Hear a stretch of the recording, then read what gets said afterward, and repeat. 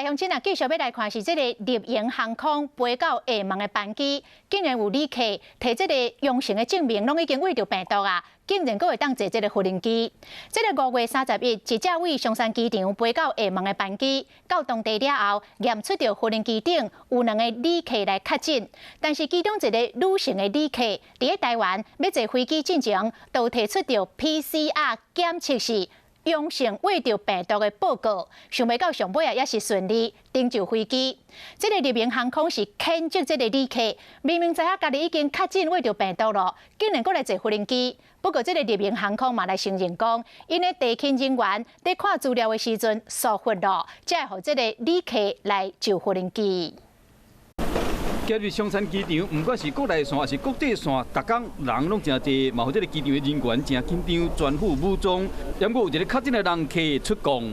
防疫期间，在第一线的机场也要严格把关。但是一名旅客搭乘立荣的班机前往厦门的时候，持着 PCR 检测报告的阳性证明，竟然能够顺利登机。立营航空直接接到来自厦门机场的通报，才知影讲载着确诊的人客。5月30日，立营的班机载154个人客去厦门。到当地入境，提出有2个旅客是确诊，确憾的是其中一个女性的人客伫台湾坐飞机时，摕到是 PCR 阳性的报告。依照立营的讲法是，伊无照是写健康的声明书，就呢上飞人机。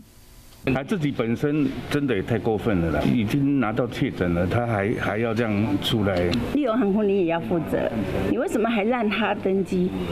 立营事后强调讲，这个人客无遵守防疫规范，嘛唔知我是安怎会使离开隔离的场所。伫机场，佫无照是写这个健康的声明书，因为防疫期间登记资料真侪，和地勤人员一时无注意，无去确认着讲伊的检测报告，因为危害到机组人员甲人客安全，会配合调查甲追究责任，嘛会加强教育。不会去处罚航空公司，但是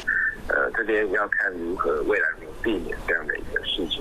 一日15号病毒对无人机出去，这真正会让人烦恼讲，敢有其他更较侪稳重的风险。